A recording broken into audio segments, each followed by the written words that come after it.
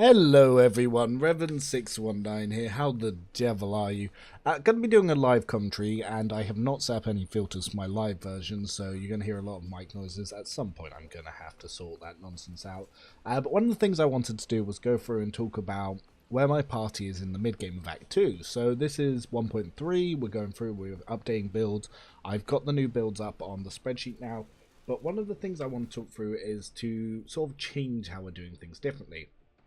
So at the moment, I've changed my builds quite a bit for the new difficulty curve 1.3 because enemies do a lot more damage, and I wanted my progression to reflect that and to be on it. And there's a couple of new items, like interestingly, I managed to get the Aquila pendant, which I normally miss because I don't go the heretic path. You get it on the floating void ship that has all the chaos cultists on it, not the one with the hell engine.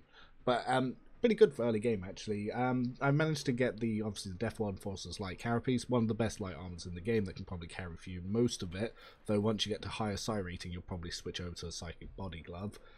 This is my Death World Blade Dancer Executioner, just in case I said. I'm actually going Heretic on this run, but at the moment I'm 2 Icon Class, 2 Dogmatic, and I'm getting through close to 3 Heretic. So I still managed to get some psi rating from that. Oh, it's not actually giving me the right amount of psi rating at the moment. I probably need to unequip and re-equip the helm for that. Sometimes when you change your thing, it doesn't quite work out. I've got myself the items for additional Medicaid. One of the other items that you can get, because you can get a couple of copies of this, is this Bane-looking mask, which is a mechanical respirator. You can pick up a few of those from the Explorator Void Station by giving them fuel. So if you just keep giving them fuel, you'll actually get more trade-ins for the fuel than you would do if you actually just sold them straight to any of the vendors. So you can get a bunch of these. I had one on Cabela, I've got one on Heinrichs, and I had one of my main characters until I got that helm, but just until I get some new stuff. Obviously, so I've got the Cherugian's Manual, which can give us some more Medicaid. I've got, you can get 2 copies of Chameleon's Cloak, one from J, one from the Colony ship. From the Demon ship, I managed to get this. Based on the options, I don't know if they changed the patch, but I got 2 copies of the Skirmisher boots. I got one as I went to the World and Act 1, and then one from the dialogue check just before Aurora comes in, and it was on one of the bodies of the guys there. That was quite interesting. At the moment, I've got the Ancient Force Sword on, and Will to Live, which I don't use toughness, but it's a pretty good Force Sword, and I've also got the Staff and the Slave Secondary, though I am not using that very much. But it does up my willpower, so when I set myself on fire, I will get more from that.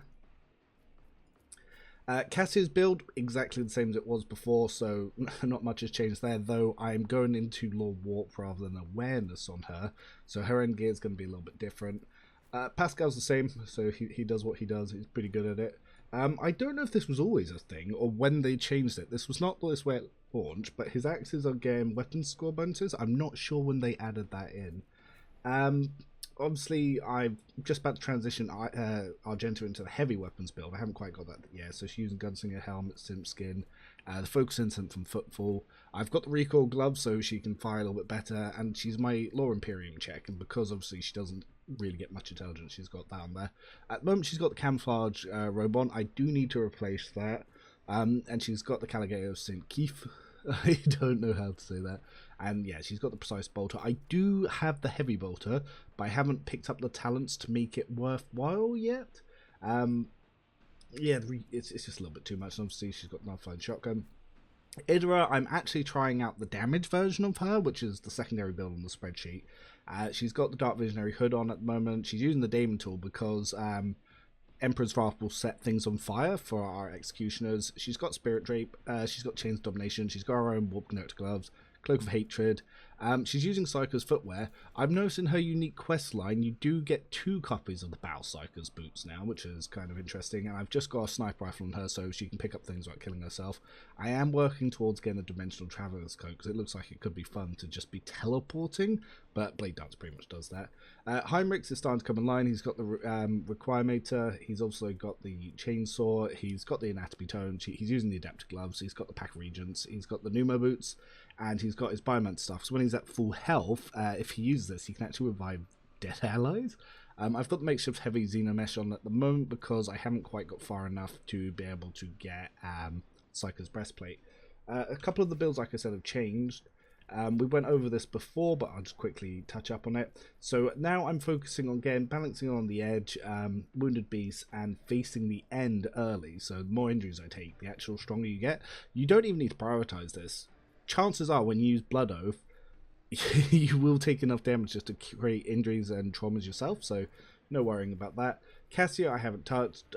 Pascal, again, I haven't touched from what I normally go with, except for I'm going with precise attack this time. Argenta, she was always beautiful, so she's not changed what she's doing. Idra, like I said, has changed a lot because this is the Pyromancy version. I'm going for a damage dealer version rather than the Biomancer version. So a few things have changed there. You'll be able to see that on the sheet. And Heinrichs, because of the new Act 1 heavy armors, I've actually got him taking heavy armors at level 13 and pushing his... picking up a lot of his pyromancy talents into Executioner, so he's not going to be setting himself on fire till a little bit later. But by level 30, it balances out to where it would have been power-wise, but it's a little bit better for early progression, makes you a little bit tougher for taking on those extra damages. So yeah, this encounter is not going to be all that tough, really. So if I just bunch up some of these enemies a little bit more, put on her... I forgot to swap her staff, the infusing and the castigating one. You need to swap between them. But who do we want to show off some damage with? We could get Heinrichs to buff himself up. So what we'll do is we'll put on frontline here so they take additional damage. We'll get... You can now rotate these, which is kind of nice. And we can get some dodge over here. So what we'll do is make sure we've got the right staff on. I'm using castigating and infusing. So we'll give our stat boost here, we'll set Killzone Stratagem over here, and we'll give Heinrichs his little extra turn. And yeah, so ideally, if you have the staff, you want to swap to it, because it increases his willpower, though I do need to get him a slightly better one. And we also want him to be in range for his charge. So we're going to put him here. We're going to ignite ourselves. We then put on Orchestrate Flames, and then we can charge him for 1 AP because of Pneumo Boots. Let's go on to this chappie for first. So we get on some hits. We don't have the insanely high crit just yet. But yeah, turn 1 stuff is going to do that. We'll put on where it hurts in case they move, so we'll do a little bit of extra damage. That's pretty much going to be his turn. He should survive them going around because of this. His armor is going to be pretty high because he's got 73, especially with that front line. His dodge is not the best, so not having high dodge, it hurts. It definitely hurts. Right, so they're going to take their turns. Throwing out grenades, not doing anything too damaging. Absolutely fantastic. Heinrichs take a 1 hit. Yeah, I spoke to the corrupted servitors, so they're now on my side. These are the ones at the start of the area. Yeah, so let's throw out some buffs, shall we? We can blind some of those guys or do some other little fun things. Obviously we've got to hope that Idra doesn't accidentally take out her own party members. So she does have Psychic Barrage, so you can stun a lot of things. But trying to angle this on some enemies could be pretty tricky. But we could also just set these guys on fire to actually help out Heinrichs, because he'll do more damage if they're on fire. So because she has a Daemon tool, we'll do that here. Sets them on fire, does a lot of damage. Which enemies go next? So this one, this one, this one. So we will pop this on him. I thought it was been... Ooh, yeah, these guys explode. Yeah, dodge is probably not going to help Heinrichs because of his heavy armor, but every little helps. Okay, and for Pascal's turn, we will throw this on here. We could actually drop this guy's armor because they have fairly high armor. We might as well use the AP. So, yeah, drop that a little bit. She doesn't need to be in cover because they're all going to dogpile him. Well, these guys really want it. So now we just got 22. That's a lot. Oof. Oh, and Heinrichs is going last. But when burning procs, he does get a little heal because he's obviously an executioner. Right, no, he was all good. So, any more to mark? Yeah, we can mark these two. Can pop that on file. Let's claim the bounty on this guy. Pop on another one of these. So then when we can precise attack to increase our perception. Yeah, Pascal is really low perception.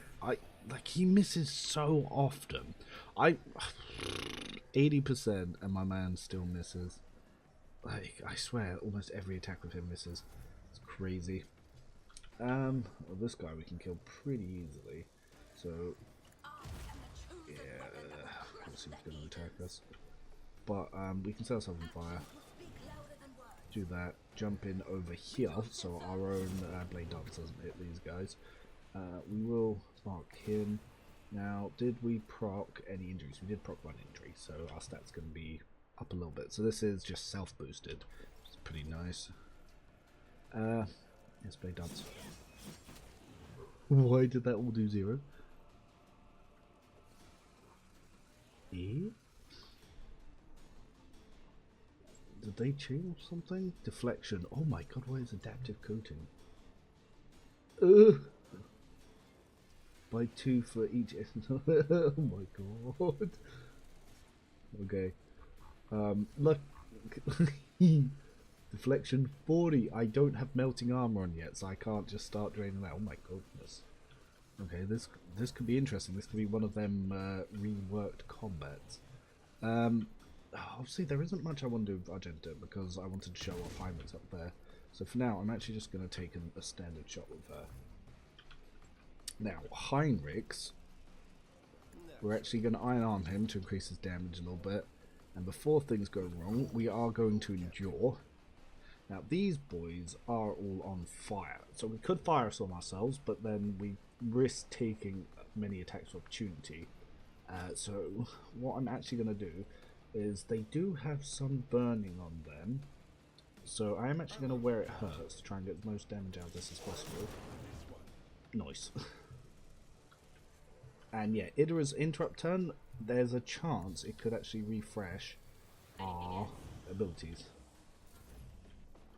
Not quite. He did get his charge, but he is actually too close to hit this man. We could increase the damage that they take from Inflame. We'll take a little ourselves, but they'll up their burning, and it will increase what our Pyromancer does in his turn.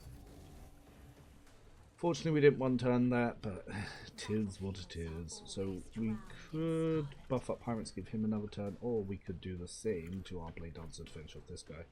So Blade Dancer, bing bang boom. We're going to actually use Castigating here to lower this guy's defenses and his toughness. We will then actually give some dodge reduction here, which will also affect him, and we will pop on Kill Zone Stratagem.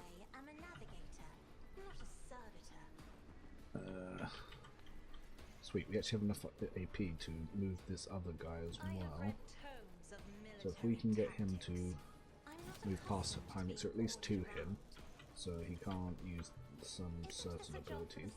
So then we're going to pop up over to here. So this Corrupted Magus, oh, he's going to be a bit of a problem.